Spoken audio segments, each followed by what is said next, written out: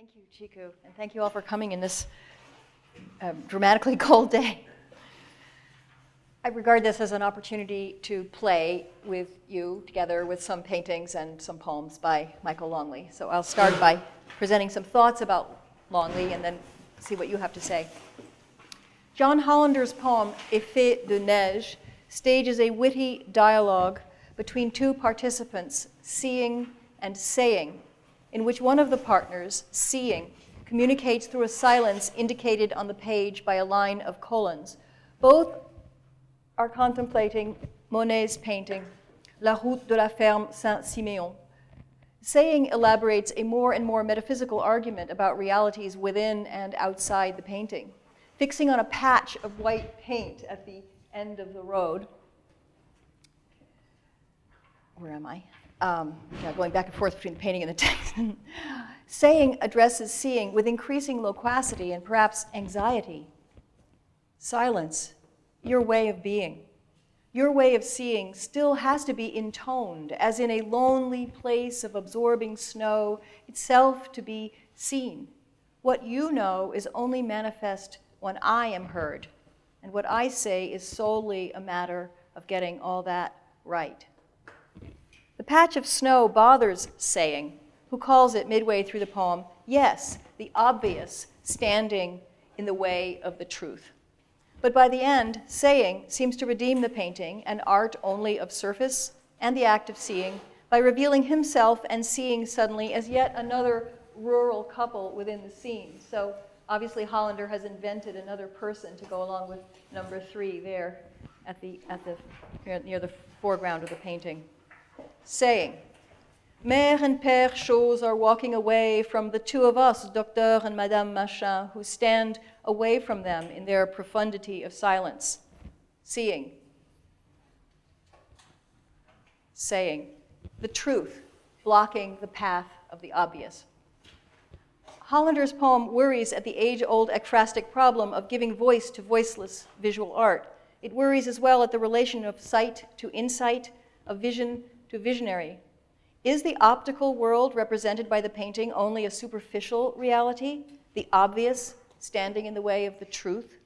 Or may we take comfort in the reversal, the promise that the act of seeing in art, through art, can educate us instead in truth, blocking the path of the obvious? I propose to fool around with these questions by looking at how vision guides movement and understanding in some poems by the contemporary Irish poet Michael Longley. I'm not primarily concerned here with the matter of ekphrasis, but with looking itself as an act that structures the unfolding of sense. In this inquiry, visual description gives way to syntax as the key, though not the only driver. How do poems see, I am asking, and how is seeing built into them? How can seeing become a form of saying? Acts of vision in poetry occur in a wide spectrum, ranging from the mystical, where light or darkness overwhelms the seer, to the scrupulous observation and cataloging of the visible, in which, say, Elizabeth Bishop excels. To set some outer limits, let's take the 17th century poet Henry Vaughan as an example of the mystical. He is a master of light and darkness. They are all gone into a world of light, one poem ecstatically opens. Another, entitled Night, concludes, there is in God, some say, a deep but dazzling darkness. As men here say it is late and dusky, because they see not all clear. Oh, for that night, where I in him might live invisible and dim. Another poet who takes us to the far frontier is that hoodlum genius, Arthur Rimbaud. In almost every poem, Rimbaud experiments with envisioning. In Les Poètes de 7 ans, Poets at age 7 from 1871, he recalls his child self, fists pressed into his groin and his eyes squeezed tight shut until he sees spots.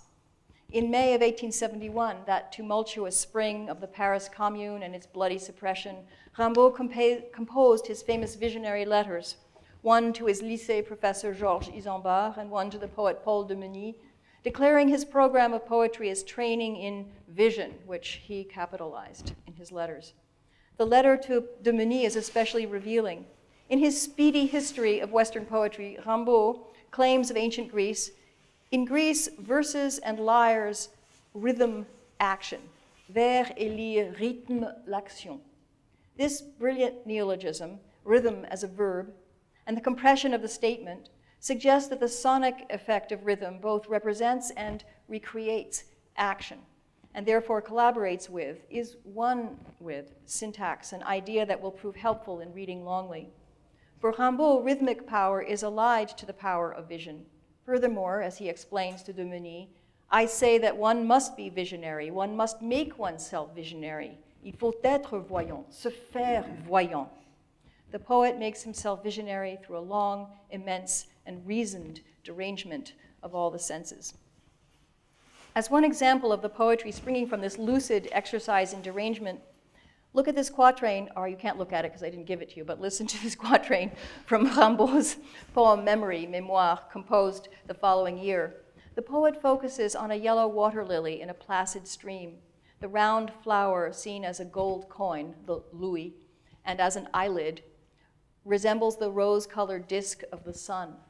But the quatrain itself is far more mysterious than this paraphrase, and its Alexandrine cadences barely contain the centrifugal force of the images and potentially dislocated syntax. Plus pur qu'un louis jaune et chaud de paupières, le souci d'eau, ta foi conjugale, ô l'épouse, au midi prompt de son terne miroir, jalouse au ciel gris de chaleur, la sphère rose et chère. In the Wallace Fowley, Seth Whidden translation, purer than a louis, a yellow and warm eyelid, the marsh marigold, your conjugal faith, O spouse, at prompt noon, from its dim mirror, vies with the dear rose sphere in the sky gray with heat. At the far other end of the visionary spectrum, we find Bishop investigating a fish, famously, in deliberately prosaic, tamped-down lines. And then I saw that from his lower lip, if you could call it a lip, grim, wet, and weapon-like, hung 5 old pieces of fish line, or 4 and a wire leader with the swivel still attached. Where does Longley fit into this scheme? Seeing and saying are not at odds in his poems, and seeing for him is a way of rhythming action, to borrow Rimbaud's phrase. I want to look at 3 poems from his volume, The Weather in Japan, from 2000, a book that won both the T.S. Eliot and the Hawthornden Prizes. And to situate Longley, at least superficially, he was born in Belfast in 1939, educated in classics at Trinity College Dublin, where he was friends with Seamus Heaney and Derek Mann. He's published many books of poems and was Professor of Poetry for Ireland from 2007 to 2010. You have the poems in your handout: Pale Butterwort, The Seal, and Sweetie Papers. So let us see how they see. I'm going to read Pale Butterwort.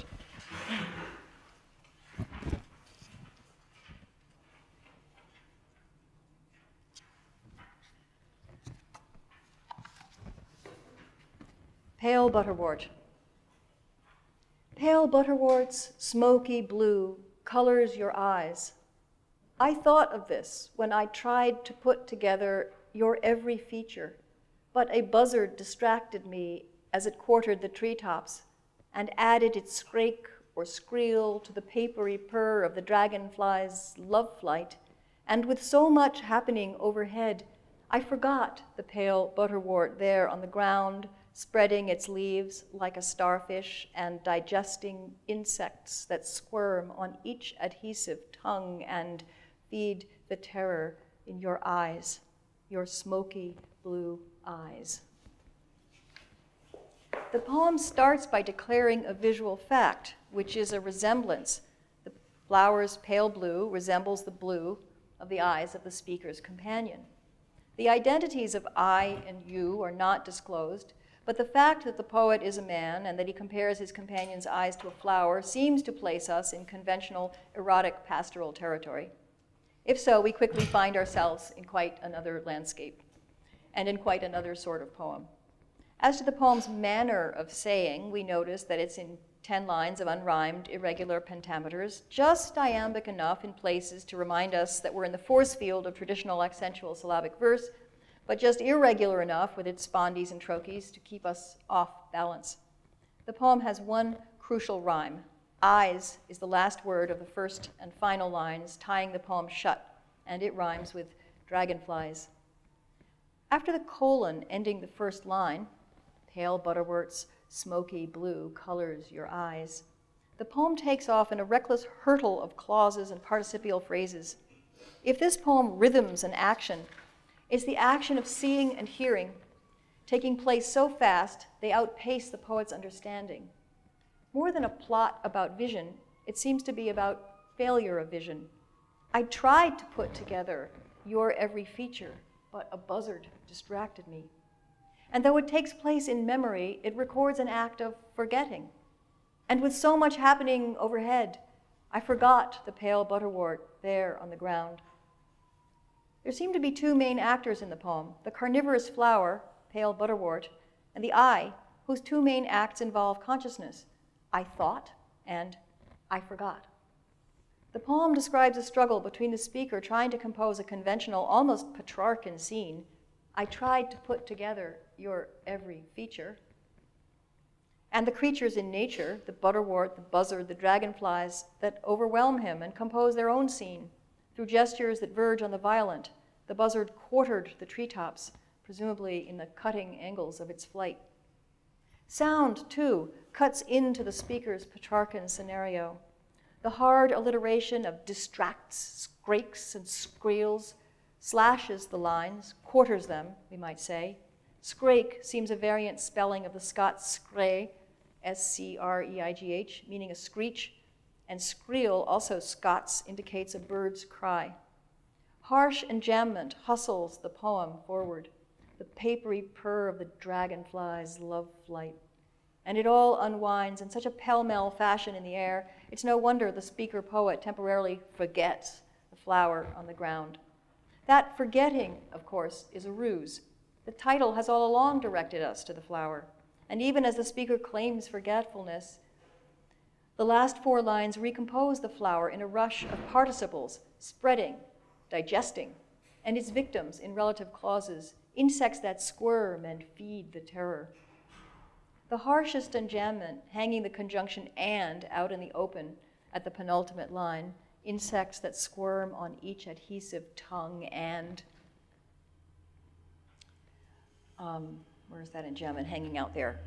Yes, intensifies the feeling of velocity, of uncontrollable hostile processes. By the end, the smoky blue has been transferred from the monstrous flower to the woman's eyes. Feed the terror in your eyes, your smoky blue eyes.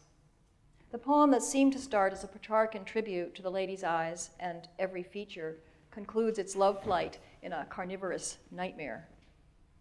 The seal also sets two characters on stage, an I and a you. And it shares with pale butterwort an anxiety about forgetting. Will you remember, it demands as it opens. The seal.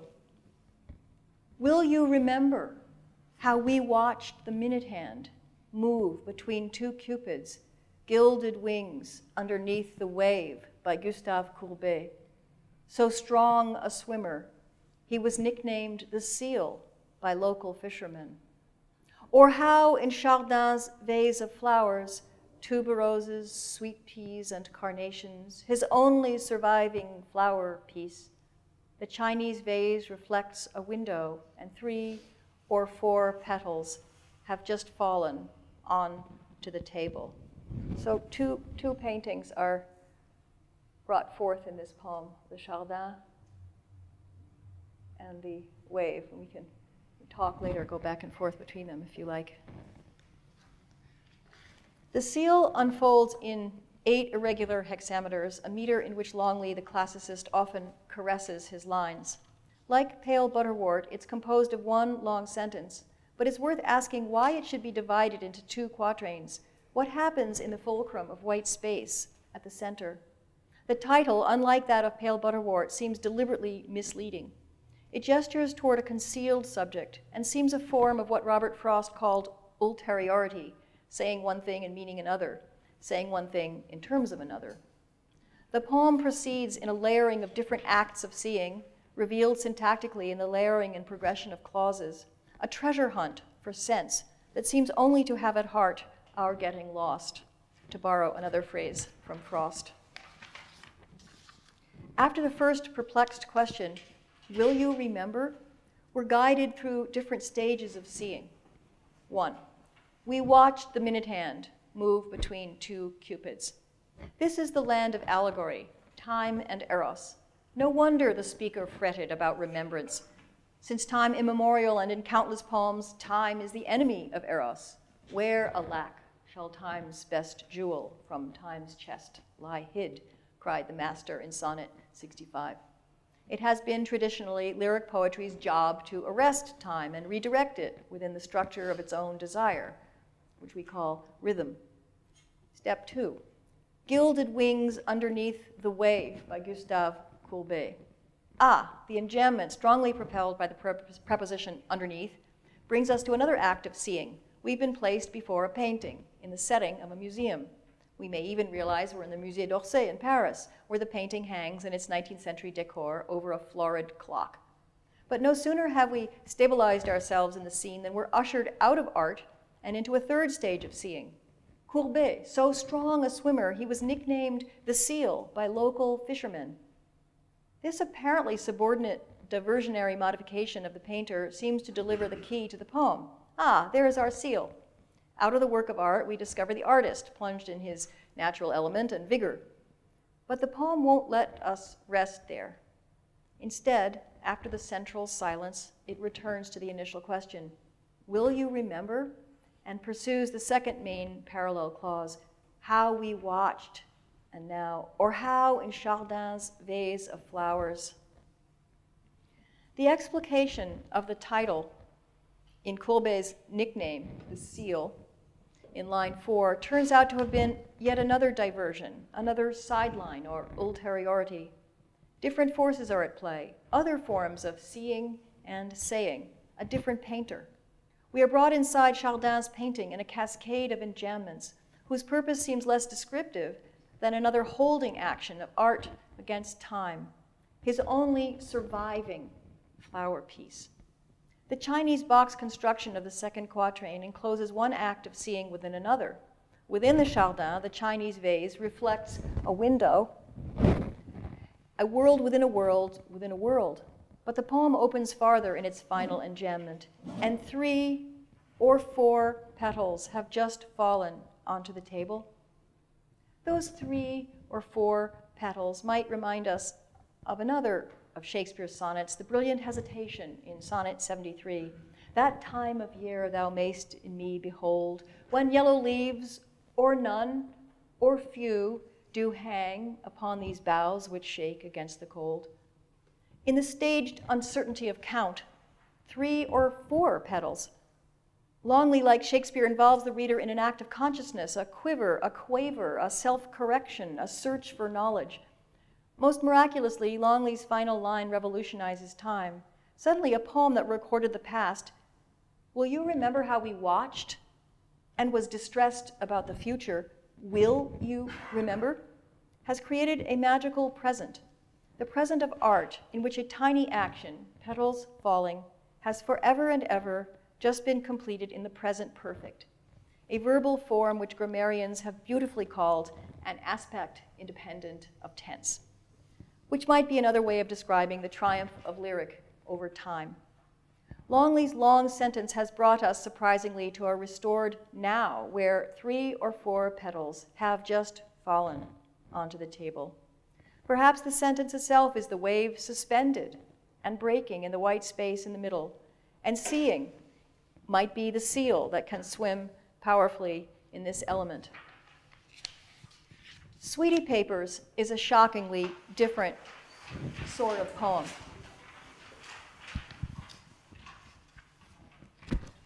We might call it a non-sonnet. It has 14 lines, but no rhyme and no discernible divisions into quatrains and tercets. Instead, its single sentence relentlessly follows a chain of visual associations into territories one couldn't have predicted from the opening lines. Sweetie Papers. When sweeties came back to Mrs. Parker's shop top, we drooled over the look of them and smoothed out at home tinfoil and cellophane, a little bit like Pierre Bonnard's collection of sweetie papers, his sparkles pinned to the wall, light conductors for the late self-portraits as Japanese soldier or collaborator punched and kicked in the face until his eyes close, or death camp survivor, the skin across his chest transparent as cigarette paper. And we gazed through the squares as through a stained glass window and almost understood why the unremembered people sheltering inside the bombed cathedral would linger in the changing light, then disappear before the end of the war and the end of rationing. Sweetie Papers resembles pale butterwort in starting in apparent innocence. The word sweetie conjures up childhood, and the first three lines carry us back to a world of childish, neighborly intimacy. Mrs. Parker's shop, and a greed which is more a hunger of the eye, drooled over the look of them than of the stomach. The whole long sentence hangs off the temporal adverb when, and that will turn out to matter greatly, as the poem will superimpose layers of history and adult senses of time upon the memories of childhood and the sparkles of candy wrappers. We do not learn until the last word, rationing, why the sweeties had ever left Mrs. Parker's shop. We arrive there only through a sequence of seeings, visual likenesses that grow increasingly outrageous. The first seems innocuous enough. The colored cellophane candy wrappers are seen as a little bit like Pierre Bonnard's collection of sweetie papers, his sparkles pinned to the wall. The poem draws on Bonnard's actual practice of pinning bits of colored paper to his studio wall to inspire his choices in color in his painting. The loose hexameters and the enjambments hurry us along in the current of associations before we realize that we're being rushed over some ethical waterfalls. Most of us know Bonnard as the post-impressionist painter of luscious, dappled, cinnamon and gold-colored lunches and nudes in bathtubs, a world outside of history and sorrow. It is utterly without warning that Longley, in the metaphor of the sparkly papers as light conductors, conducts our attention instead to Bonnard's late self-portraits, where the suffering, bewildered face does appear purplish in shadow, and suddenly history enters the poem. It is a peculiar history and ethically challenging, as the euphemism goes, as the three similes seem to equate perpetrators and victims of atrocities in the Second World War. The painter's shadowed face is likened to the face of a Japanese soldier or collaborator punched and kicked in the face until his eyes close, or that of a death camp survivor. This is a poem about innocence as ignorance. It can only be the adult perspective, reflecting back, that sees Bonnard and the three faces damaged by events in and after World War II in the remembered candy wrappers.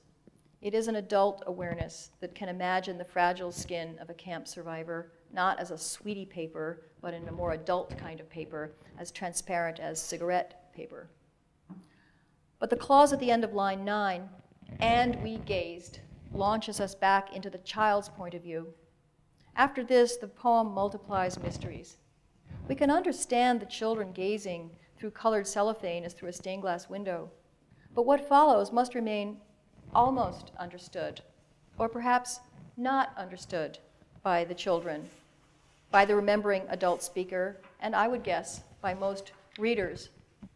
And we gazed through the squares as through a stained glass window, and almost understood why the unremembered people sheltering inside bombed cathedral would linger in the changing light, then disappear before the end of the war and the end of rationing. Who are the unremembered people? Were they sheltering in the cathedral when it was bombed? Did the light change because of the bombing?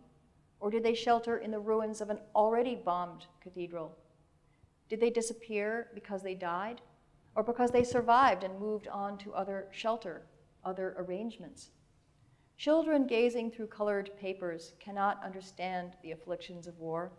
adults who didn't suffer those afflictions can't really understand them either. The suffering of others is intimated in this poem, but not explained. Instead, the suffering is held suspended, respectfully, gently, distantly, while the poem closes with an apparent solution to such troubles, the end of the war and the end of rationing. The last line solves nothing and clarifies very little. The more one reflects, the more one sees that the poem sets up incommensurable parallels between appearance and disappearance. The sweeties disappeared and were restored. The war appeared and then ended. The people disappeared, and we are left with a conundrum of war, sorrow, horror, and ignorance unfolding from trivial bits of paper, and the poem, another bit of paper unfolding, refuses to satisfy our desire to have it all made all right. In the spectrum of poetic vision between mystical and mundane, Longley tilts to the mundane: candy wrappers, a wildflower, paintings in a museum. From each seeing, he extracts a way of saying that moves the reader through a surprising sequence of associations, through multiple strata of time. In their quiet manner, Longley's poems inch up on revelation, and they do it largely by rhythming action, by twining syntax from site to site rhythmically. Because of this subtle and persistent propulsion, the obvious never stands in the way of the truth in these poems.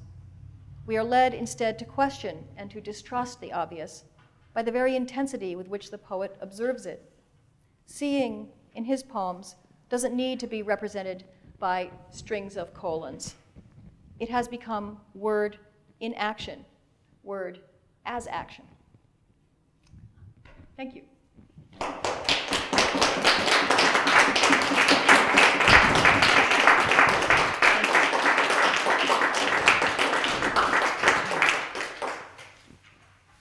So I'd be just curious to hear did I lose my pen? Anyway, here it is. Hear your thoughts. Yes, Chico. So I loved the talk, and noticed something when you pointed out Shakespeare's oars, or yellow leaves, or few, or none. Yes. Or none or few. Or none or few. Yeah. And that's that all three of these poems that you're reading of Longley's have a kind of critical or moment where seeing or perception is actually uncertain. Yes, right? yes, yes. So in the Pale Butter Work, you have in the fourth and fifth lines, the buzzard for treetops and added its scrape or squeal. Right, yes, yes. There's an uncertainty about maybe hearing or maybe the words for right. sounds, right? Yeah, nice.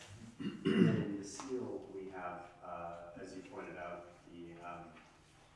the 3 or 4 petals, which is an odd admission of uncertainty when obviously Longley could have looked very carefully at the painting and committed to one or the other. Right.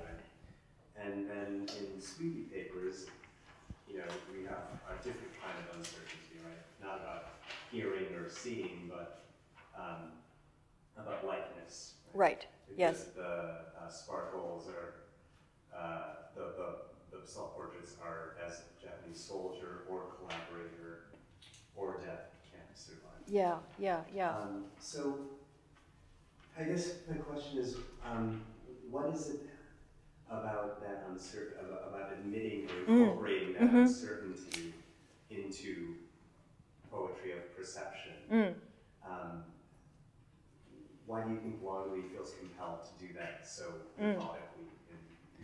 I can only answer speculatively about why he feels compelled, but I can speak more with a little more conviction about the effect on this reader, anyway.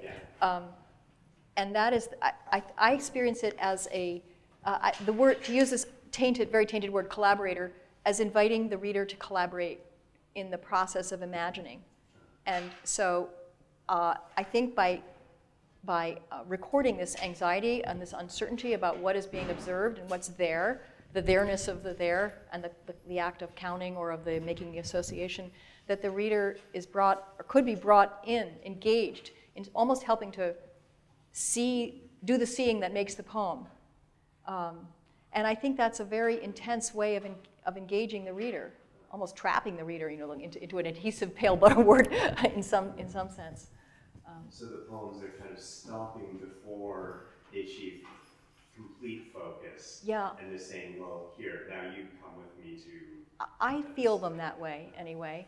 And I also, most of his poems are pretty short. There's a reticence about them.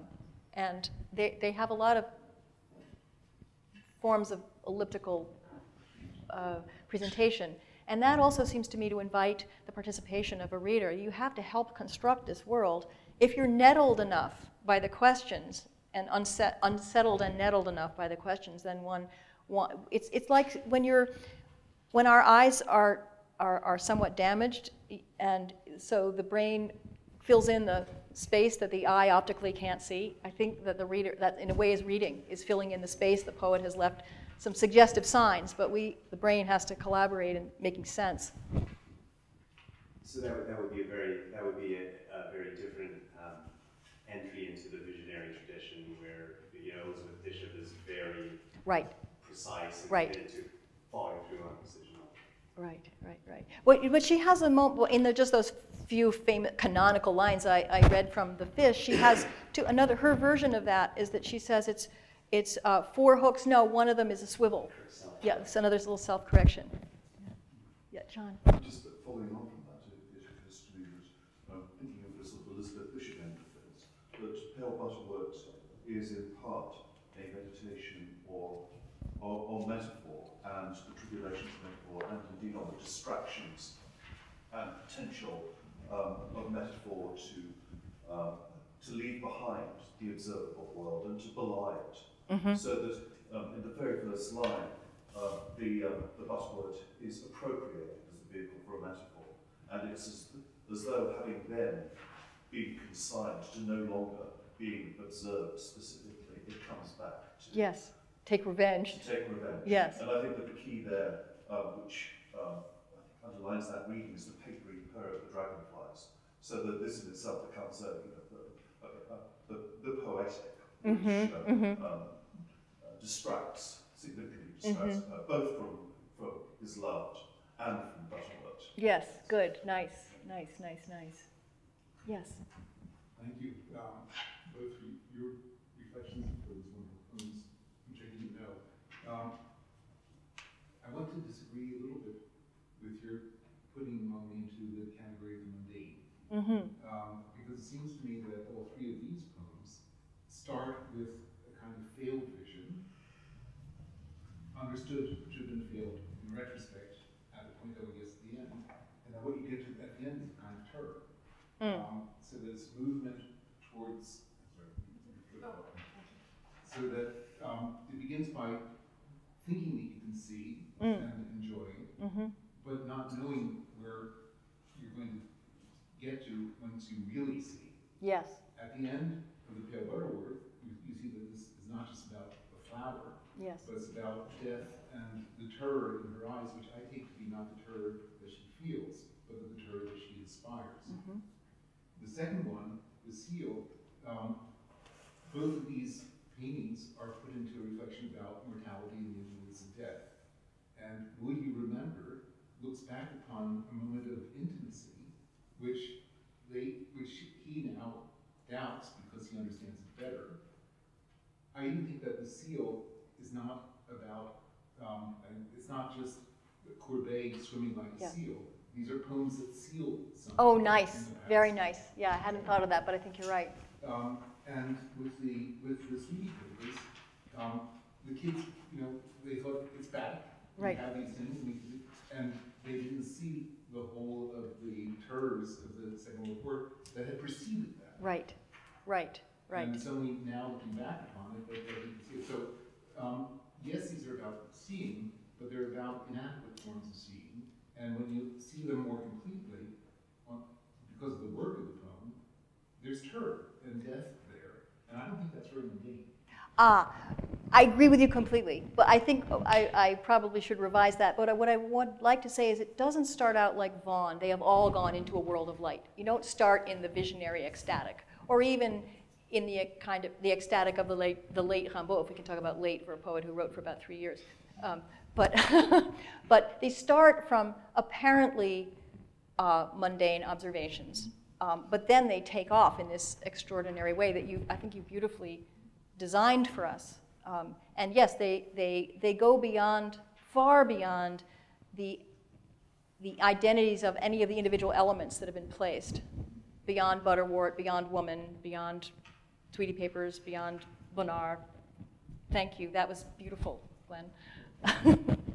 A takeoff. Well, what you were designing there, describing for us, was what I feel about these poems, which is they have enormous takeoff. I think of them as almost, I guess, helicopters more than airplanes, because an airplane has to go a long way and then it takes off. But a kind of machine that can go right up. With these poems, seem to me to have tremendous takeoff.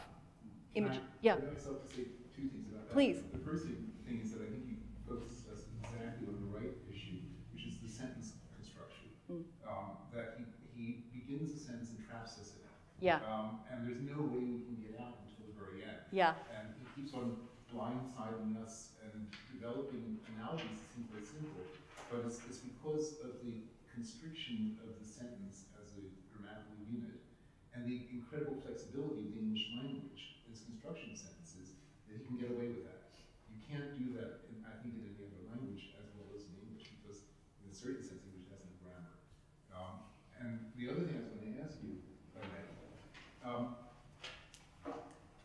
do you think that seeing has a different role for a poet who writes from oral poetry? Do you think that the poet who writes about seeing, about the papery grass, whatever those insects are, Papery purr of the dragonflies? the dragonflies, Yeah. Think of the white page in Wallace Stevens. Yeah, yeah. That you're looking at it, and at the end of it, you see it as what it should have been. That's only possible for a poet who writes on a white page. Yeah, yeah. In an oral poetry tradition, there'll be much more emphasis upon hearing and upon lyrical sound. Right. So that in a certain sense, at some level, Yes. it's also about writing. I agree, yes. I think that, at least to me, became potentially inscribed in the Sweetie Papers and the Cigarette Papers in that poem, more hovering on the edge of something more explicit than in the other two. But I also think that in oral poetry that is creating intense visual effects, in some sense of course, poetry is neurologically so complex, a lot of things have to flow together to make it work, but you might have to have more, you have to create the vision in the mind of the hearer if the hearer can't go back and check the text right away to see that as a visual effect. Create a memory. You have to create a visual memory, maybe even more vividly in the oral poem. Yes? Just that this mention that it's a single sentence in each case, and very compressed syntactically. But the poems are at first presenting what appears to be an analogy to an approach to the painting. In other words, we get the event of encountering the painting and seeing the painting. But what's happening is that they're introducing time, because they are poetic. And the introduction of time is the introduction of death, it's the introduction of tragedy.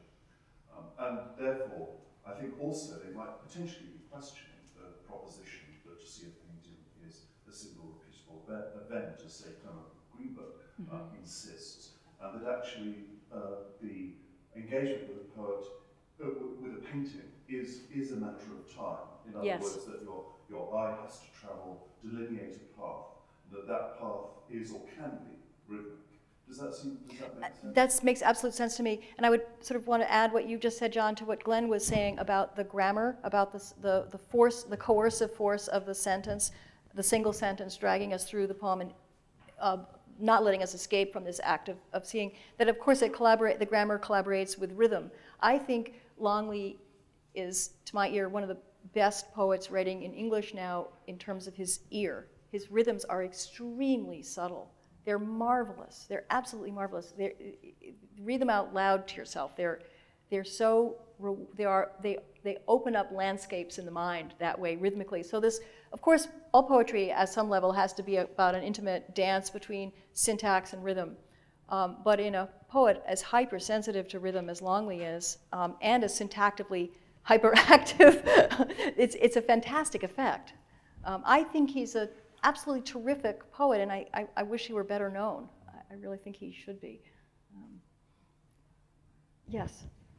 I'm struck by how in at least two of the poems, the seal and the sweetie paper, just kind of looks like others in the list. We're referred to paintings, and if you know or don't know the painting, it has a significant effect on the way that you read the poem. And mostly I just wanted to ask what you would make of this, but it makes me think that the poem is in a way, there's some relation to like literary or art criticism, like it relies on the existence of this outside object and it's trying to draw something from it, although obviously the poem has its own integrity and well be read, you won't know about it. Yeah. Well, that's an interesting question. It's a question I think that could be asked in terms of other spheres of experience too, outside of that are referred to or alluded to in a poem. So to me, these poems would work even without having the paintings in mind. Though to get any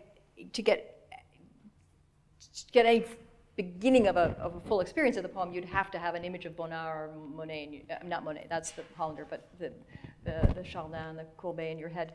But let's take the example of it's not so clear in the three poems I've given you, but Longley loves birds and he loves plants and he knows a great deal about them. He's really quite a naturalist.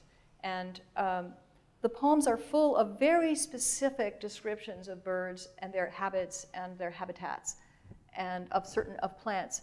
And I'm not an ornithologist, and so I find myself having to go look up birds, look up plants, and enlarge my sense of the natural world in order to read these poems. And I'm grateful to the poems for doing that, but in some sense, there would be many spheres of experience where I think a poem, not just Longley's, lead us out of the confinement, of the immediate textual confinement of the poem. Another is in terms of vocabulary. I had this experience reading the Australian poet Les Murray too. There are words in Longley and there are words in Murray that are not in the OED. And so I scratch my head and I go Googling around, and there's some words I can't even find anywhere. And so I'm looking up online Scots dictionaries, Gaelic dictionaries, and a couple of them I couldn't find even in those dictionaries, and had to write to Longley and say, what is this word? And he said, this is a very specific regional word, and I said, and they're wonderful words. But so in that way too, he makes the reader work. You have to come some distance to enter into these poems. Yeah. Can I make a sorry. I just realized that the point of my comment with respect to the question of the talk is that it seems like poetry is reliant on vision that has to, in some sense, be external to the poet. Poet can make you recollect or imaginatively construct based on certain experiences that you've had. But it depends on your having these external experiences and visions. And maybe we could be grateful to poetry, as to the other arts, for reminding us, in almost this Platonic sense, of restoring to us knowledges that we might have suppressed or lost hold of. And so I think there's multiple acts of restoration going on into our consciousness through the work of art. Yes. Rosanna, following on the last question about the Bonnard, if you could go back to the picture you have. Maybe you found out. Sorry for this is a dumb question. Are there really sparkles on the wall in Bonnard's room? Yes. So, and they're really, so that's, he did that. Okay, so that's not just, It's not just Longley saying, well, No. when we were kids, we spread these things out, and, Right. and something like that happens in Bernard too. No, this is a documented practice in his studio. He liked the little self-ink colored papers, and he would pin them up on the studio wall. May I ask you a quick question about that? Yeah. What difference would it make? Suppose he had invented this Right. on art. Yes. Well, it would be one thing would be, the two of the things would be memory, and one would be, I guess all three would be memory if you saw people coming out of the cathedral. I wonder for the interpretation of the poem, suppose this weren't documented, or suppose it could be documented that it wasn't the case. What difference would that make? That's a deep question. No. No, I didn't mean to be at the end of the discussion. But no, it made me think of an essay by Christopher Ricks called The Matter of Fact, where for Ricks it matters a great deal about the integrity of the poet, that if certain things are presented as true in an empirical world, that the poem should honor that. I mean, his argument is more complex than that, but I have my doubts for myself about how I regard I think my own sensibility would be to say if the poet has made something imaginatively true in the context of the fiction of the poem, then I'm willing to accept it as it works that way. If the other clues are right, to me it's about illusion. A work of art is making an illusion believable in its own terms for the term in which we agree as the reader to give ourselves to that illusion. Aristotle says that there are some errors that don't matter in Yes. Poetics. It says that if you think that a female stag has horns, you're wrong. It might not make it a bad poem if you say it. Well, of course. Forgive me for hijacking your question, Yeah. but it was a really interesting question. It is an interesting question, and I think there's legitimate debate about it. I mean, Ricks would not accept Aristotle on that point. He was absolutely not. Can't accept that. Yes, Michael. I just wanted to follow up on one thing about that too, which is what was striking to me about the Sweetie Papers was in the second line. They drooled over the look of them, which is to say, if after rationing, I mean, these are some pretty sophisticated kids if they're actually thinking about candies, but they're drooling over how the packaging rather than the candies themselves. Yes. So there's a sense of the sensation of tasting, which is immediately associated or appropriated by the sense of sight. Right. So and of course, in terms of the question Professor Most brought up about the seal, well, the Sweetie Papers are another form of containment. Yes. Another sealing. Yes. And there's also the question about sweeties having, I don't know again in the Irish whether there is the obvious double entendre of, sweethearts. Mm-hmm. And sweethearts are rationed, well, mm-hmm. maybe not. Mm-hmm. But again, the poem becomes to me much more adult. Because it's drooling over the look rather than drooling over their presence. And so that also, to me, might be potentially, to follow up on the question the gentleman asked back there, a question of falsification, which again, I'm not going to argue about, but it's interesting that if it's a childlike experience, then would the child really be thinking of the look of the package rather than the taste of the sweet? If the sweeties are not very good. Which is like. Well, there's a great. Well, I just read that line as just being drooling at the look at them, drooling at the sight of them. It could be. They're so excited that even the rappers. Yeah, that's true. I didn't think of that. I remember those color wrappers. I wasn't a child in Ireland during the war, but I just remember in my innocent childhood that look, appetite is very allied to visual things. And we know that color and sparkle, it's part of the romance in which you anticipate the sugar. It seems to me all one. And that's a kind of lovely point, Michael, I think, because in a way, it's about the appetites, the sensory nature of poetry itself, which should stimulate our appetites, our desires, through all of these senses collaborating. I seem to be using the word collaborating a lot today. The way that rhythm and syntax and image making and diction are all collaborating to create a fiction that we hope will draw us in and seduce us for a while and educate us and maybe pain us a little bit, unsettle us. That the senses of taste and the visual delight, I don't think can be dissociated. I hope not. Yeah. It seems to me one way in which it matters, or if it matters, whether Pierre Bonnard did have a collection of sweetie papers is depending on how elliptical and elusive the illusion is. If it actually exists in the world, the poem can be elliptical about it in a way that if it's something the poem's creating, it has to be more descriptive. And this seems to be sort of on the border. I mean, it seems like if you know that he did this, it certainly creates a much more vivid, like real, solid association to the words. I see two hands. You behind? Yes. So I'm generally inclined to say that it doesn't matter, but here I think it might. There's kind of this thing, if this is true or false, I think it changes the way you interact morally with the things that follow right after it that are so true. Yes. And it's important that they're true. Yes. If those weren't true, it would be a whole different poem. And so that I don't know how it changes it, because I think you could read that as false and then be more astounded by how the things are true, or you could read it as false and then actually have the things seem more true or less true based on how you interact with that. But I do think that moment, whether or not it's true, is important for those things that follow. I think that's a really good point. And I have a question for you. This is a genuine question. I just want to know if you're shocked or disturbed by the sequence of the victims of violence here, the Japanese soldier, the collaborator, and the death camp survivor. I find that a very shocking triad. And I just wondered what you thought of it. I think this is a very disturbing poem.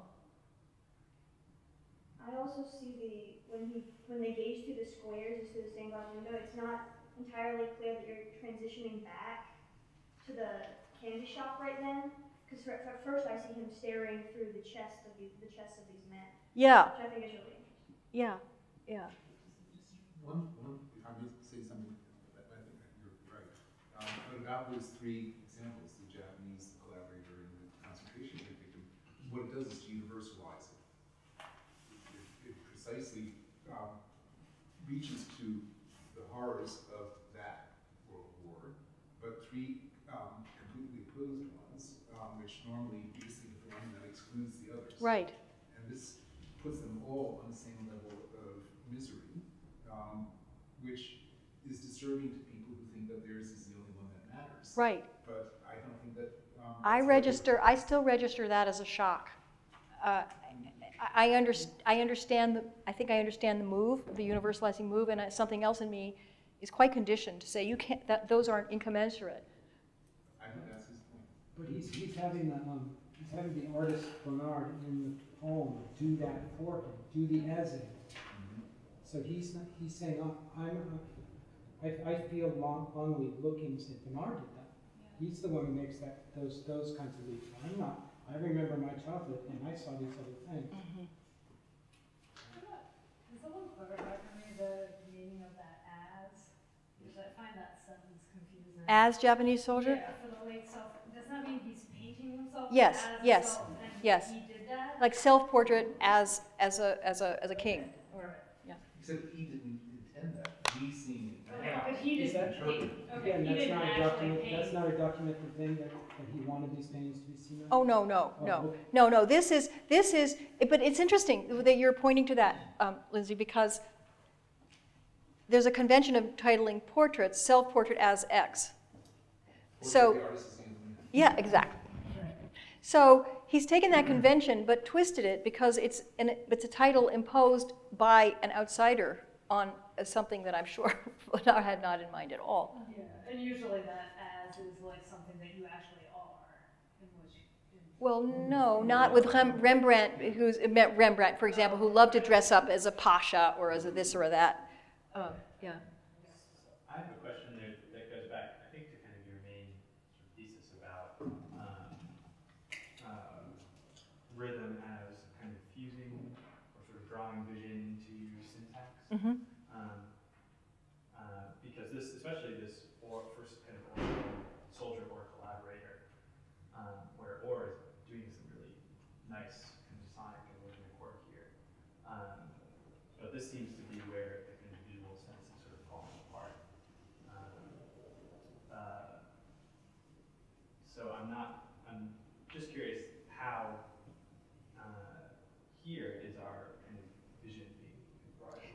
Between soldier or collaborator?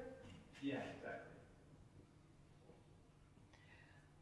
Well, I think I love that word light conductors, because as I tried to emphasize in the talk, I think the poems do conduct us in lots of ways. And so the analogy conducts us through the self-portrait to the Japanese soldier or collaborator, which we could feel as a surprise in the poem, because nothing up to that point would have prepared us for that. And then the whole next line is a descriptive line, punched and kicked in the face until his eyes close.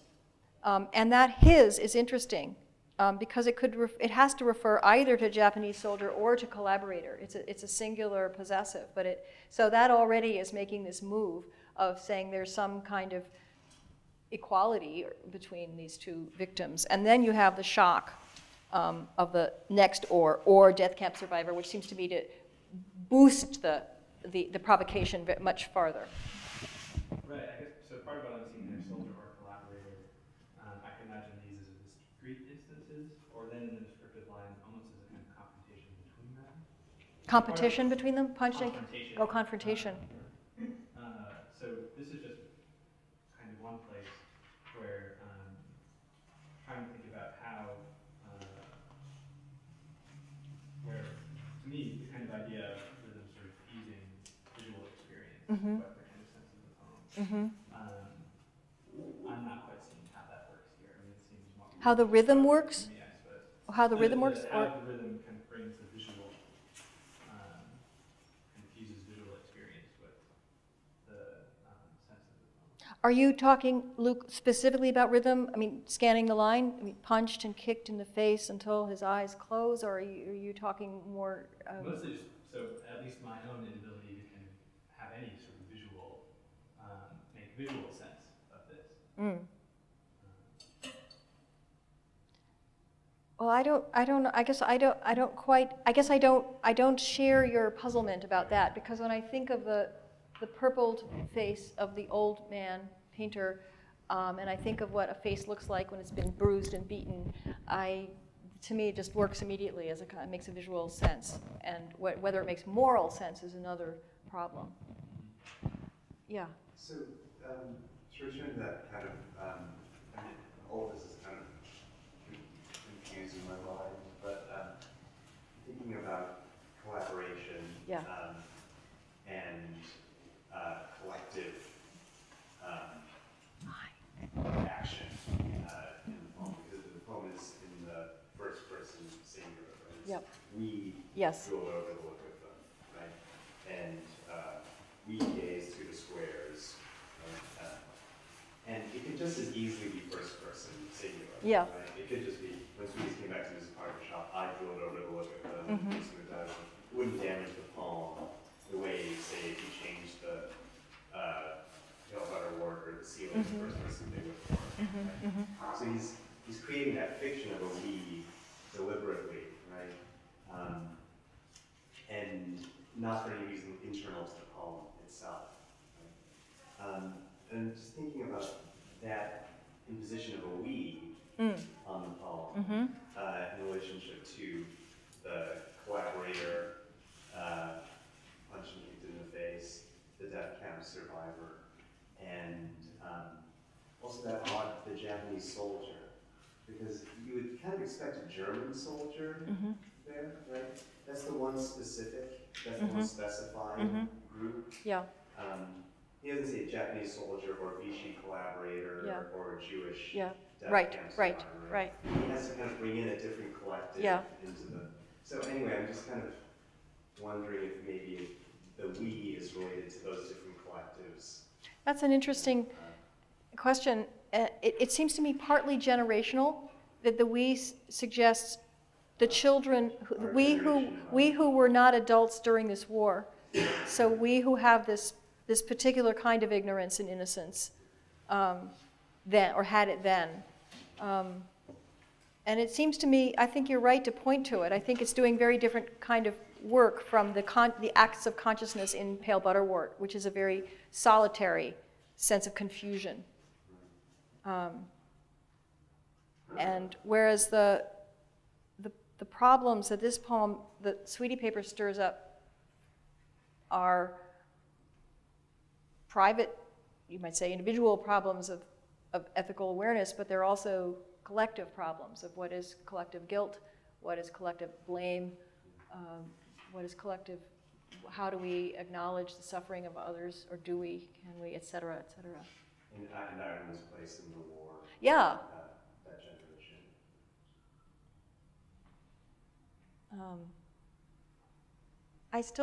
I don't know what to make of the unremembered people. I mean, all I could make of them was what I presented to you, which is that I wonder if they're as hard for you as they are for me. I think it's hard for me. I don't see other clues in the poem to tell me exactly how to read those people, or how they disappeared, or to try to make up a story about them.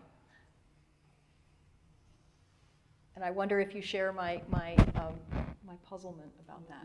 It's kind of factual statement here, I remember. Yes. So, maybe that's enough. Well, and I think that to take up that comment about something counterfactual, what's remembered about them is not, suddenly there's no visual component, that they just are, they have a factual existence, and the light seems to have, that they were in, which would linger in the changing light, because the would is conditional, so they're unremembered who are remembered who would, but the light changes and all they do is then disappear, and again, so you don't know if they disappear. Maybe those are to bring back your point about Vaughn, maybe they're disappearing into the light, or maybe they're disappearing, or, you know, and again, to think about how vague that statement is, and since we're talking about it being a sonnet, the punched and kicked in the face until his eyes close is the seventh line, it is the pivot. So that might be the big wall, as you know, you're bringing the point you have about being an under. Anyway, that was what I thought about it, how it's counterfactual and it's also incredibly vague. Yes. It's such sharp contrast with remembering these transparent pieces of paper. Right. Right. Beautiful point. Yes. They have no names. Their fates are left unspecified and sinister because we don't know what their disappearance meant. Yeah, it's a beautiful point.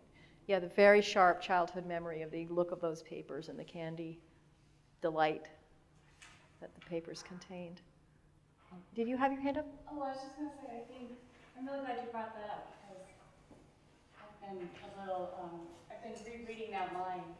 But I think the part where it says, and almost unremembered, is that what it says? Almost understood, is where the poet brings in the reader to be a partner or collaborator in not understanding, except for this ephemeral sense that it's something that needs to be sort of understood, and so it's like a very passing understanding, and then it's gone.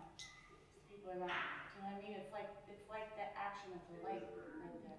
Yes, and it may be gesturing toward the way in which agonizing experiences of others, including large numbers of people in war, are so quickly forgotten and passed over and buried, and the we who come after know so little about it or care. Whole populations, in fact, disappear without being remembered a generation later, and the acts of trying to remember are always mediated, obstructed by various things. This is a lot to put into this small poem, but in a way I think the poem is challenging us to think about what it is to remember, and what is it we remember, what was our appetite for memory, what was the trigger for memory. I should probably let you all go now, because we've been here a long time. I don't want to keep you imprisoned in the syntax of this poem. Well, thank you, Rosanna. Thank you very much.